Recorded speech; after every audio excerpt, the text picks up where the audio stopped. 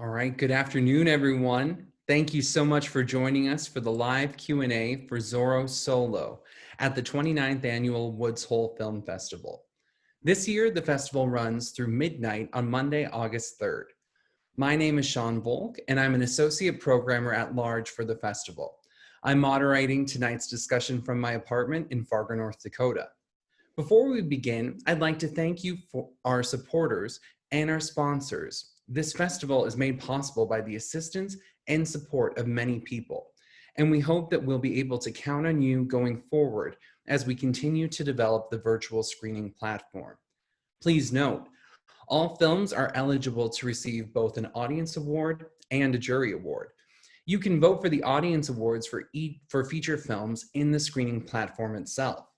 On the home image of each film, you'll see 5 stars next to the Watch Later box. That's where you vote.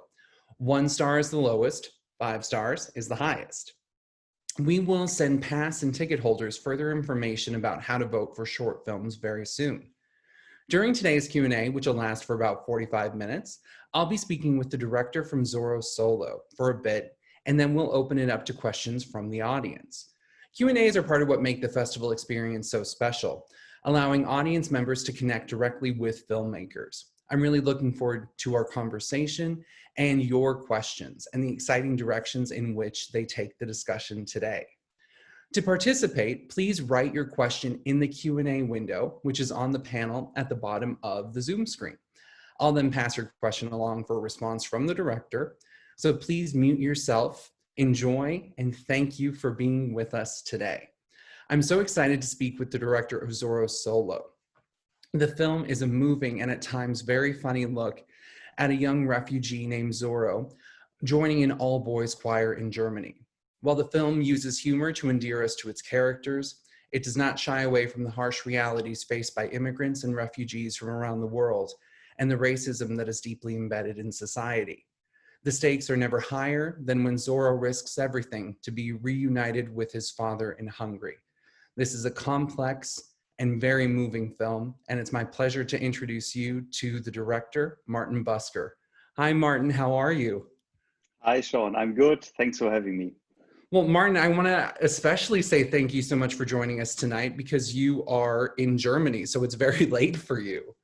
It's 11 p.m. It's dark outside, and after our talk, I go to bed, but I'm still awake and I have a cup of coffee. Perfect. Well, everything goes wrong.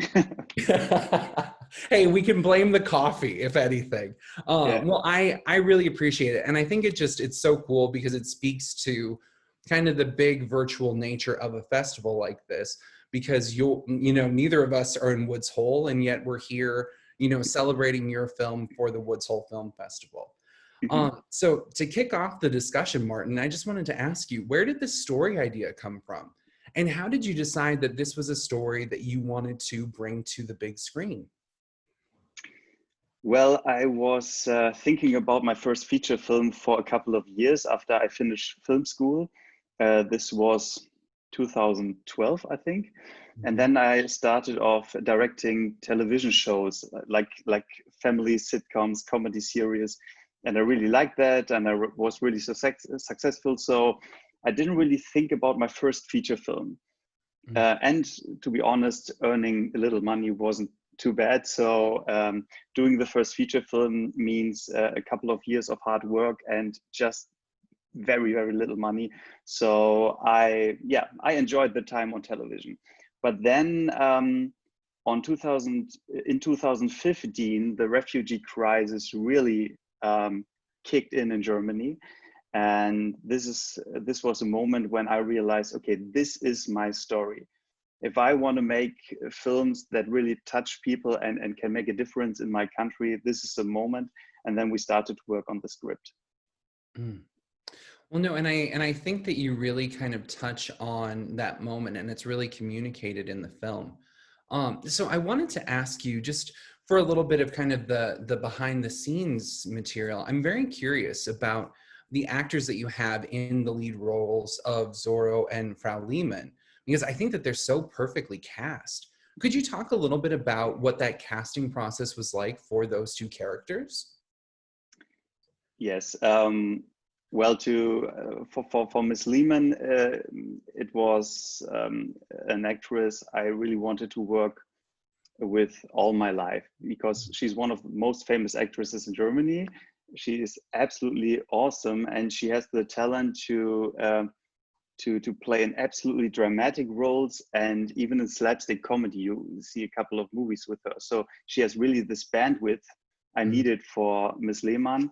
And so I really, when I wrote the script with my co-writer Fabian Hebestreit, I really was thinking about her all the time. So when we started casting, I sent her the script, and she answered like 4 hours later that she loves it and she wanted to do it. So cool. she was casted right away. A little bit harder was the character of Zoro, Mm, because I knew I need a very talented kid. I need someone with migration background. I need someone who can really play the dramatic parts of the movie, but even the funny parts. He's a really tough kid. Well, when he's speaking, this not a lot of kids can do that. What he did. So I knew it was a big casting coming up. So we started. I hoped I can find someone in an agency. That didn't work. So we really did street castings in all major cities in Germany. mm, And we ended up with, I think, 600 boys in front of our camera. wow. Um, I think it have been like 100 real refugee kids from Afghanistan. Mm, And then finally we found Merdincha, who is really a great kid, and he's a real actor. He was not he's not the boy that Zoro is in our movie. So in reality, he's one of the nicest kids you can meet. Yeah. So Yeah. absolutely, when I met him the first time, I thought, oh my god, he isn't the right one. But he's an actor. He really Wow. can get into these characters, and yeah, he did absolutely well. And yeah, I was Mm. happy to work with both of them. Well, and I think that's so fascinating to hear, how different he is from his character, just kind of in that disposition and kind of the attitude, because I think he delivers such a rich performance, and the Mhm. character is so complex because he is, a young boy, but he's also doing everything he can to reunite his family, and he's struggling to fit in a place that's new to him, but then he also has a great deal of trauma and violence that he's experienced as a refugee. So, how did you approach writing the character of Zorro? Because he, like I said, he's just very complex. I really did a lot of research on the topic. I met a lot of refugee kids. I would say most of them really suffered from PTSD. But what was interesting that they found a way to get over it, to try to be a normal kid, and this was mostly trying to be funny, trying to make jokes. Yeah. A lot of kids I met have been really traumatized. They told me stories of what happened to them on their journey to Germany. Some of them have been 13 years old and have been all alone on their journey. So they really, well, let's say it was really bad. The Yeah. stories I heard were really bad, and and still they told me these stories with a lot of humor, with a lot of fun. They tried to make the best of it, and this was interesting to me, and I tried to translate that into the story, and Mm, in our approach to not make this a, a typical German drama yeah. with a lot of crying people, uh, but to to start absolutely fresh into the story with a lot of fun, with a lot of plot twists and stuff, and Mhm. try to get to the bottom of their feelings in the second half of the movie. Yeah. Well, and I think we really see that a lot with the character of Miss Lehman as well. Because we see her at a real crossroads. She's had, that like when in the scene with the pizza delivery guy, we see that she's had students turn away from music. Her program's been kind of uprooted and relocated. And then she has this very, I love the relationship that the two of them have, because they're like, it's like a rivalry, and almost kind of like a feud. But then she also sees his talent, and the educator in her wants to kind of nurture that and foster that.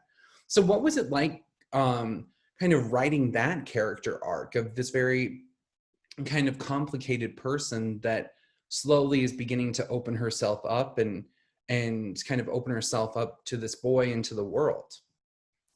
Um, she was the most difficult character in this movie because I try to explain it with my limited English abilities, but we have German was very welcoming when the refugees came. Most of the people I know have been really supporting, trying to bring clothes and food to the people, try to give them shelter. And well, as you can imagine, there has been a part of Germany that really hated the refugees, and it really split the society into halves. And I wanted to tell also a story about one of these people. And I tried to give a bit of depth to this woman and not make her just a crazy Nazi bitch or something. Really try to show her conflict with her life, because the only thing she has is this choir, is her role as the musical person in this little town who brings little boys on their musical careers, and there's nothing really else in her life. And what I learned from most of the people who hated the refugees, and a lot of my friends did also, and some of my family also, most of these people have been people that are very unhappy in their lives, and who really needed something badly, and projected all their problems on these people. And I really wanted to have this character who really needs something very, very badly, and all of a sudden a refugee boy can give it to her. And we try to bring these two characters together, and I hope we succeeded in that. Well, and I really think you did, and I think what you said about kind of projecting, you know, her own pain and her own anxieties and fears onto, you know, someone else in this other group. I think that's such a resonant thing, and I think that's something that the film really nails, that isn't specific to Germany, but that we see it so much, you know, around the world. Um, you know, I wanted to ask you just a little bit about the music too, because music plays such a huge role in the film. So, you know, I'm just curious, did they do their own singing? And if not, how did you kind of find the choir that you worked with? Okay, this is an interesting part, because this is a low budget movie.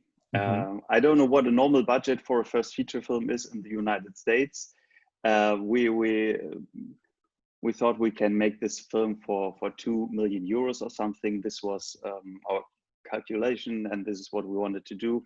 And we lost two big funds, German film funds, like 6 months to the shooting. So we ended up with 900,000 euros, and this is not much money, even for a German film. So we knew we have 24 shooting days, and we have very strict laws with kids. So these have been 8-hour days, including pick off from the hotel and bringing back the people to the hotel. Oh, So wow. extremely short shooting days. So this was a big challenge for me, to have Ms. Lehmann and Zoro always in the right spot, but the other boys as well. And I was forced to work only with boys who are 15 years or older, because then these laws are a little bit milder. We can shoot a little bit more on, and this is why no one of them is singing for real, because they are all already in there. What's in English? It's in German, it's Stimmbruch, when your voice changes. Yeah, that they'd gone through puberty, the voice change. Yeah. Yeah, so there's no word for the voice change. Yeah. Oh, yeah. That I think that's yeah. We'd say voice change. Yeah. Voice change. Okay. We have a word for that. Okay. Oh, cool. Okay. So you did use like a different choir then. Okay. Yeah. Cool. We asked the one of the most famous boys choirs in Germany, and it's very popular. And I asked them, "Hey, can you do the dubbing?" And they Okay. said, "Absolutely." And we worked with them very well. Well, could you talk a little bit about some of the songs that you selected to include in the film? Because I thought it was really fascinating to hear kind of how the lyrics would be lining up with the action in the story, especially in the final song when we hear them singing about all of these voices coming together as one. So, how did you go about picking the songs for the choir? We didn't pick songs at all because we wrote the songs ourselves. Oh, you This did? Oh my yeah, gosh! absolutely. Because I wanted, well, I love musical films, but I hate musical films who have just a big show stopper, and Yeah. the text of the songs doesn't have anything to do with the script. So we said, okay, let's make our own songs for this choir and try to bring as much of the content into the text as Mm, possible. So we wow. didn't have any clue how to write voice choir music at all. And Mm. my two composers and the text guy really did a great job to do that. That's so cool. I would have never guessed that they weren't already existing like pieces of Great, choral music. perfect. Well, yeah, you convinced me, you fooled me. That's really cool. Well, congratulations. That's so awesome. Thanks. Um, so I also wanted to ask you a little bit about where did you film the movie? So you said it was for about 24 days that you were working, but what Mhm. city did you make it in? Because the city is so beautiful. Yeah, I always wanted to have the story situated in a very small German town, what is Okay. typical German. And Mhm. this town, it's in South Germany, and it calls itself the most beautiful wine town. Yeah, Okay. they have big vineyards everywhere, and so it's a lot of tourists go there and drink Okay. wine all day, and it's very very beautiful. And they have been a typical town in the refugee crisis where suddenly the population doubled. Yeah, like they have Okay. 8,000 people living there, and then 8 or 10,000 refugees were placed Mhm. there in the schools, in the sports arenas and stuff like that. So Yeah. in the railway station, everywhere refugees. And this was a big test for the population in these little towns, as you can Sure. imagine. And so I always wanted to place my story in one of these beautiful towns. And yeah, I'm happy that we could do it there. Oh, that's really cool. We've already talked a little bit about that the film does kind of touch on some of the parts of like the refugee experience that is kind of that trauma of leaving home of having PTSD, and then the hard work that I can't even imagine of building a home in a completely new place where there's a very good chance you don't speak the language.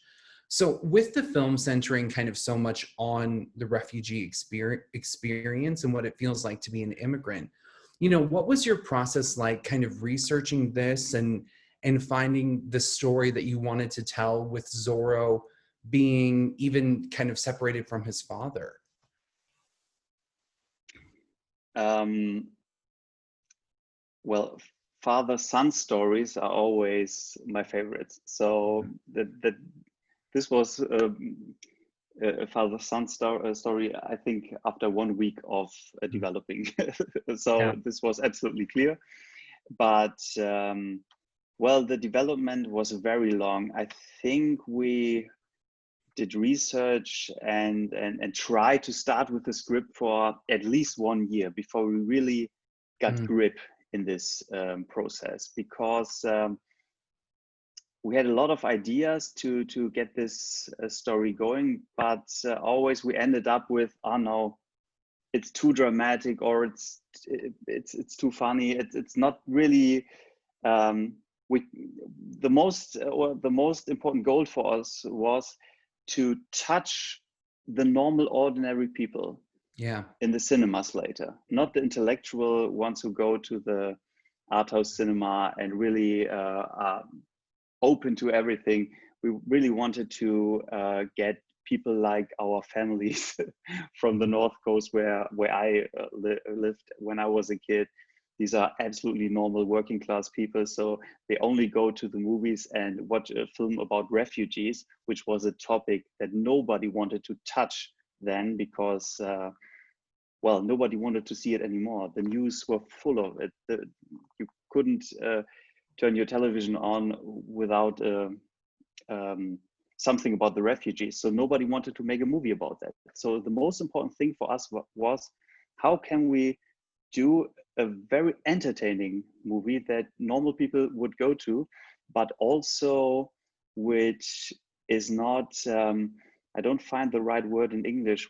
It's not only touching the surface, but really is honest to the characters Yeah. and the refugees, that we really can bring the stuff that matters for them into the movie. And I think this worked. We showed the film to a lot of Afghan refugees. We did a lot of screenings with them, and I was really afraid that they say, what the fuck? But they really liked it. Oh, good, good. Well, and I do think, kind of like you said, I think that there is a real authenticity that you bring, you know, with Zorro, because the film, you know, doesn't shy away from any of kind of his past and his hurt, and this kind of drive that he has to be reunited with his father. Um, so no, I think that you did such a good job of making a very kind of relatable character without kind of hiding any of the other details of who he is. And I also think just kudos to you as well for how funny it is so often. Because like I said, I love that dynamic between Miss Lehman and Zorro that they have, where they're kind of feuding. But you know, one of the other things that we talked about a little bit earlier that I did want to ask about is, you know, the film also does confront anti-immigrant racism. And I think one of my favorite ways that you do it in the film is by the women who are set up across the street from the housing unit that, you know, have all of these signs.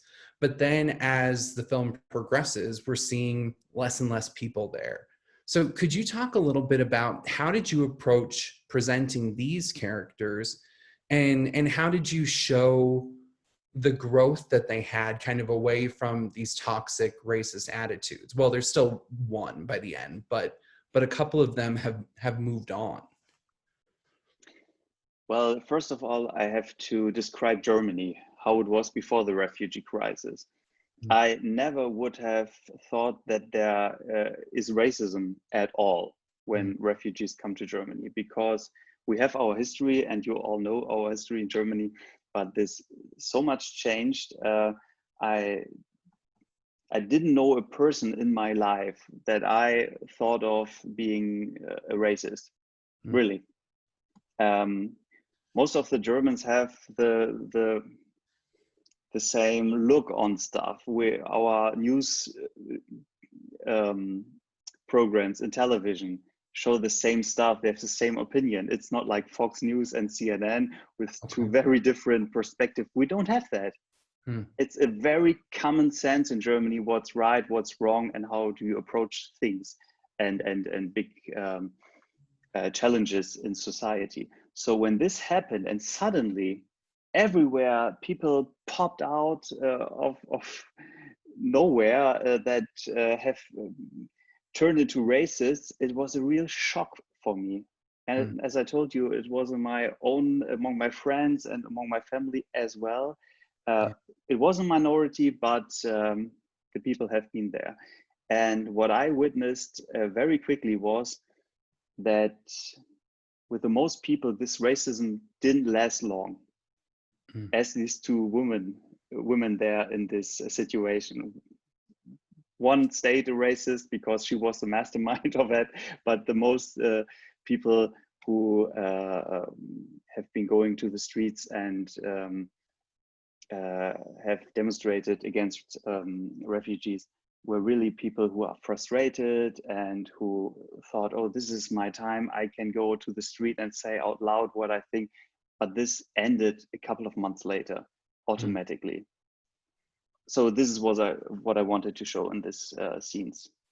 Well, and I think it was a very bold choice to include it and to do it as frankly as you do, because I think a lot of other films would have tried to gloss over it, but I really want to credit you for kind of taking that look at these characters and presenting them and showing that there is a way to kind of move beyond that racism and that mindset. And I think that image of her sitting, you know, alone with her signs at the end it's a really like funny but also very powerful image of what racism, you know, looks like, that, you know, you're alone in this hate, that, you know, people will move away from you, so you kind of need to move on as well.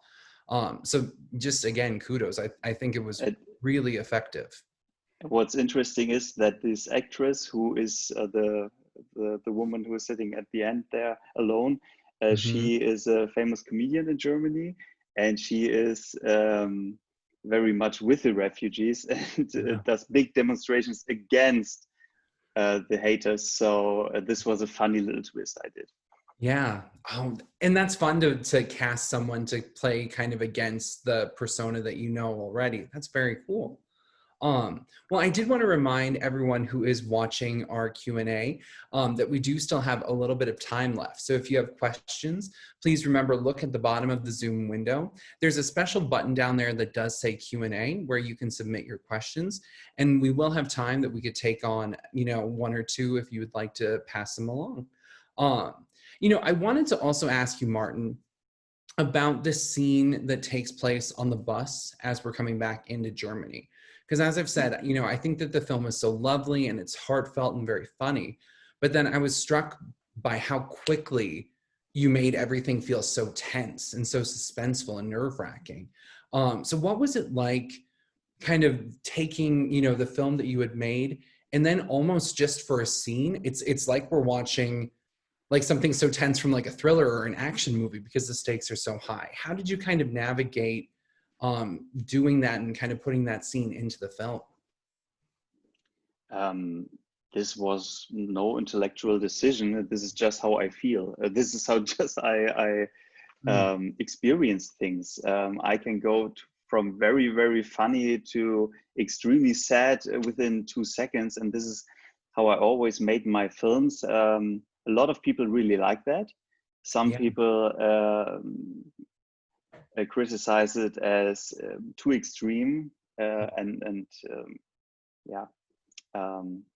people cannot take that amount of bandwidth from drama to comedy in this short time. But I really like it in other movies as well. So this is just my style, I guess. Yeah.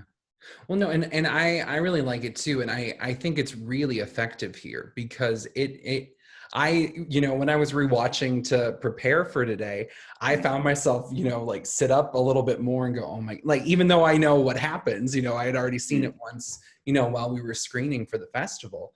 But I thought it was so moving and so kind of intense.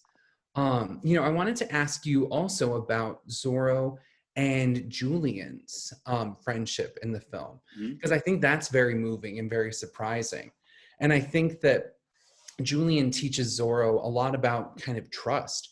How did you work with the actors to kind of help them build that rapport? This was really difficult. One of the most difficult tasks for me as a director. Interestingly enough, because I thought this was going to be the most easy scenes to shoot, but well, these have been 13-year-old boys, and to direct one guy as a gay one and have this situation where they're on the floor nearly kissing each other. Yeah. This was very, very hard to do, Mhm. but this was one of the most important parts for me in the script and the movie, because as you said, it really could teach Zoro to really find a real friend here. Yeah. Because there's this one scene where this boy, this Julian, just says to him, "Well, if you have asked me, I would have give you my place on this Mhm. bus, and you didn't have to destroy me." Yeah. And he really learns a lot of trust in this moment, and this is what the refugees really need the most: people they can trust and who really welcome them here in Germany and give them some kind of home. And home, what is home? Home always feels when you have someone you can trust, actually. And Yeah. this is a moment what's very important, because Miss Lehmann is not a friend of Zoe. Mhm. She's like a guide, Mhm. yeah, Yeah. for him. But the real home is built with this friend Julian. Yeah. Well, there's a question in the Q&A box that I wanted to share with you from Connor. So Connor writes, in the scene where Zoro is yelling at his sisters for not caring as much about getting their father into Germany as he does, were you implying that Zoro had a better relationship with his father than with his siblings? I'm not really sure which scene Connor is referring to. Um, when he I think that it's when Zorro came home and he asked, if he had heard from his father, if they had heard from his dad. Ah, okay, Yeah. okay, yeah. Well, okay, I know. Mhm. Well, the relationship between boys and fathers in these countries, in Afghanistan, in Syria, is much stronger as it is between the females in a family and the father. And so this is a very important bond. And I have seen this in my research extremely often when a father is missing, what happens quite often for some reason, that a father is left stranded somewhere in another country and the mother and the kids are already here. And when you have a boy with sisters and let him be 10 years old, he is the new father in this family. He has to deal with everything. He is the new manager. And this is a role no 10-year-old boy wants to have, but it's like it is. And so Zoro is extremely willing to get his father back, to have this figure back into his life. And this is, yeah, I guess it's for I hope it's not political incorrect that I say this, but most of the um, wives and daughters of these men told me, we hope that our father is not coming to Germany, because we developed so much as Muslim women in Germany. We have a lot of new rights and can really um, yeah, blossom here in this country. And we really hope that he's not coming, that we can keep this process going. But because when he's coming, it's all gonna end. And this is very different from what would be the answer when you ask a son of a father. So maybe this is what Kana has witnessed in the scene. Yeah. Well, Connor, thank you very much for asking that question about kind of the family dynamics in the film. I really appreciate that. Um, I also wanted to ask you, Martin, you had talked a little bit about the restricted schedules that you had, when working with children of a certain age, like especially under 13. But could you talk about, what was the experience like making this film with a main cast that has so many children in it? Like, was it a fun dynamic? Was it challenging? what was your experience like working kind of so heavily with children on the film? It was really challenging because it was absolutely clear that we have to fit so much in these 24 short days that Yeah. everyone has to be focused all the time. Mhm. There was no chance to try this and try that and let's shoot from this angle or something like that. It was really like, okay, everyone on set has to be the best version of him or herself, and there was no room for anything that was on the focus on making this movie. And I was so glad that Martin, the actor of Zoro, was so professional. Mhm. He was always brilliant, like Miss Lehmann was also. Well, Yeah. she's a famous actress. It could have gone wrong with attitude and stuff like that, but it was absolutely perfect. Both of them had a great chemistry. So the process was really just like a walkthrough of the script. We just did it. There Yeah. was no conflict. There was no reroute or something. We have been on one road from beginning to the end, and otherwise we wouldn't have done it. Well, we had to delete a lot of pages of the script. We had like 130 Mhm. pages of script, and we had to cut it down to 89 or something Oh to do it in gosh. this short time. We had to get rid of a lot of the locations. We couldn't go to Hungary. We had to shoot everything in this little wine town in Germany around this main location of the refugee camp.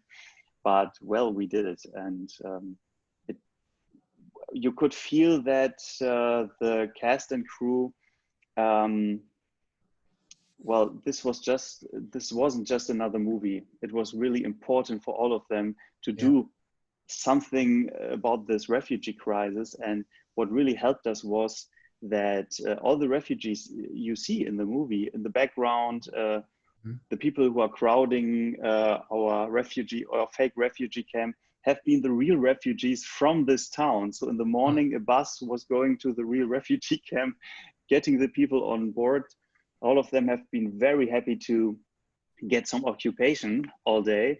And they came to us, stayed with us on set, and told us their stories. And this made the whole process of making this film not only a great filmmaking experience, but also touched our hearts deeply. And this was just something very special. And I hope that this spirit translated into the film itself. Yeah. Well, thank you so much. I wanted to ask you kind of to wrap things up today, Martin. How can we, so as audience members, a lot of people viewing from the United States today, how can we go about supporting the film here? Is there a website or newsletter we should sign up for, or social media accounts we should follow? What can we do to kind of help you spread the word about the film here in the US? Well, we would be absolutely happy if a lot of people in the US would watch the movie. And if you know any distributor who is interested in the territorial rights of the United States, just get in contact with us. It would be awesome for us to have the film around in the United States. And this is the only thing I would wish for, because I guess this story is universal, and you have a refugee thing going in the United States as well. So I guess this is universal to you. And yeah, maybe someone knows someone, we would be happy. Yeah. Well, no, I think that the film has such a powerful message, and I think that it uses humor and emotion to combat anti-immigrant racism. And I think that you really did such beautiful work with this, Martin. So thank you Thanks so very, much. very much for sharing this with us today. And I'd like to thank all of you for joining us and for watching this Q&A. So thank you to Martin, and please remember, everyone, the Woods Hole Film Festival runs until 11:59 on Monday, August 3rd. Remember that Zoros Solo is eligible for an audience award. And you can vote for the film using the stars next to the Watch Later box in the screening platform. Thank you once again, and enjoy the rest of the Woods Hole Film Festival. Thank you, Martin. It was nice talking to you. Thanks for having me.